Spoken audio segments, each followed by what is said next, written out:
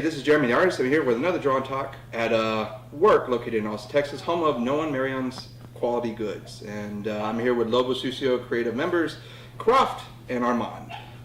So I'm going to get started, guys, and I'm just going to ask you some questions. Starting with Croft. What do you do in Lobo Sucio? Director of photography, and just like main camera guy for the big chunk of our shoots. Sometimes we'll have Steadicam as well, so I'll use Steadicam operator. Cool. And Armand? The writer, development producer, production manager, casting director, and I think that's it. Sweet. Well then, I know you guys are working, or you're currently working on something on the side, so if you guys would like to talk about that a bit, Croft. Well, it's part of, it's actually Lobo Sucio's first narrative short film. It's titled Distance Techniques. It's just about friendship and nature and disc golf. I approached Armand about what I wanted to say, the style, and we spent time visiting courses, and something. I remember having a meeting with Armand, and we kind of had the first rough cut, and I was just like, okay, it's here. And like, we have the movie, it's here, but something needs to be here. It needs to be elevated, and there's a whole new aspect of the film that we didn't even think of originally. Months after when we had a cut, we were like, we should do this. It made it so much better, and Javier's brother killed the soundtrack. It's one of my favorite things about it. It just made it what it is. This is our first narrative film on like a pocket budget. Everybody's working for free, and it's just, I feel so grateful that all these people have been just down to tell this story. Are you guys from here? No, I am originally from Abilene, Texas, small West Texas town. Went to school North Texas in Denton, and then I've been here for 4 years, a little over 4 years. So I came here right after college. Very nice.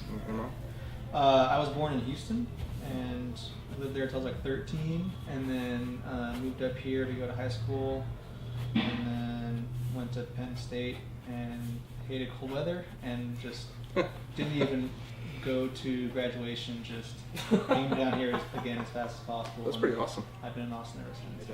How long have you guys been interested in filmmaking? It wasn't really until about I was 21 years old, and a friend and I had this idea for a screenplay that we were really excited about, and then from that point, that's when I started to really research the industry, and especially now I feel like all I do is like I'll work, and then like after I work I'll just go try to get inspired by other like whatever else is going on, or like trying to find the edgiest stuff, and trying to find what pushes the boundaries in the realm, and it's kind of just like a 24-hour day thing almost now.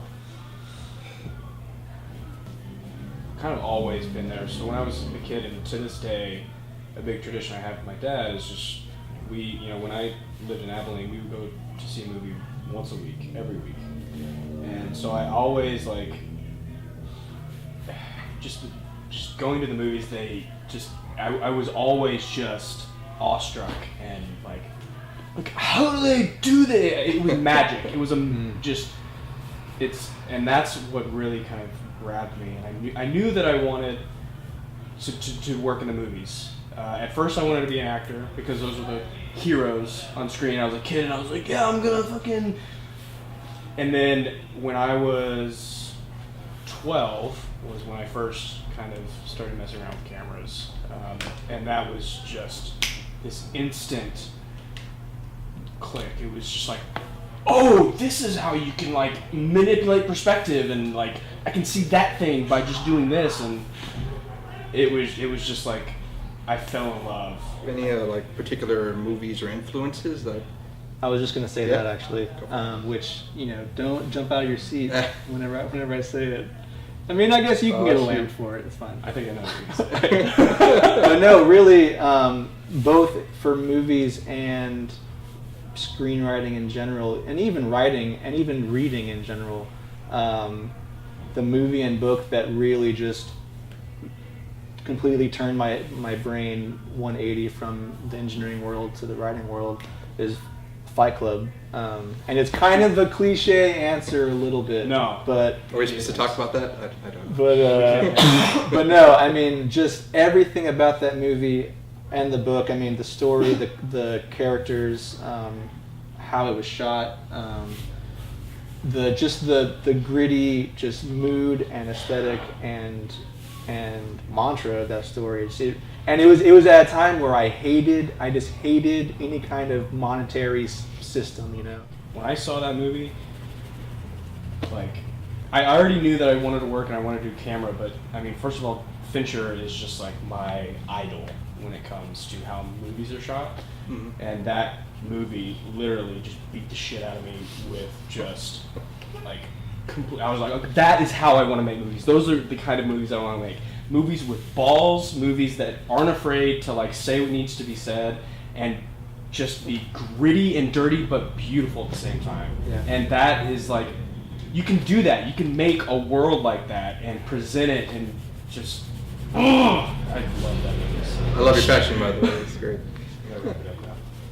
All right, so what do you guys, as far as advice, have for aspiring filmmakers and people looking to get into the business?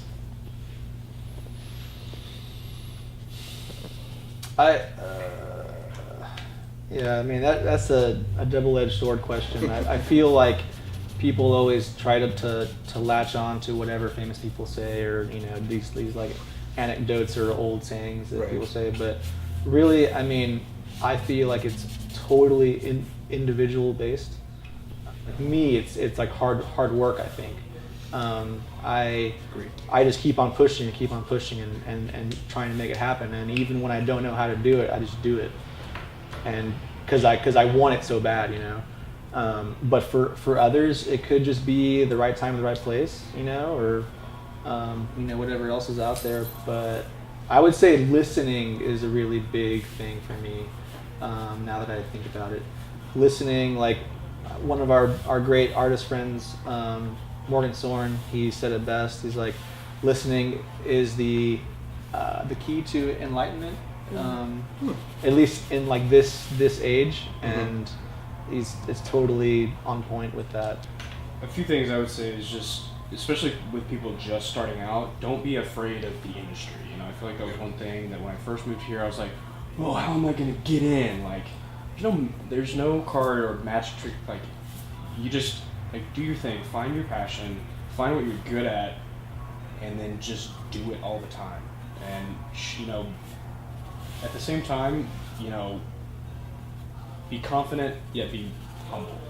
I think a lot of people's downfall is like they think they know everything about this industry and like about their craft, and you don't.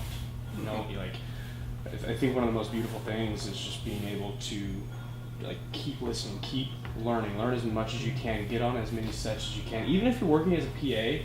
Like so many, like that is a really, like people don't like to work as a PA, but it is one of the most important things you can do because it puts you in a position to serve like really good people at that your craft or any it is such an amazing opportunity, and you get the chance to start slipping in. Hey, I am an expiring camera operator. Hey, I really want to direct one day. Like, what would you think? And it's amazing what can happen just in a day on a set. Wonderful. That's great, gentlemen. I appreciate you guys being here with me, and thank you guys. Tune in next time. Let's go. Oh yeah. It's fucking great. Awesome. I drew a little faster this time. I mean, I can go with Damn. That's great, dude. Getting warmed up. You even got the smirks down. Yeah. That's Well, I awesome, was like, you man. guys are not smart, cool guys. Out the camera and I like say it, about it. man. Jeremy the artist, doing good work. I am supremely impressed. I am too. I've never been drawn before. Really? Yeah. I Well, don't know. besides the one you did.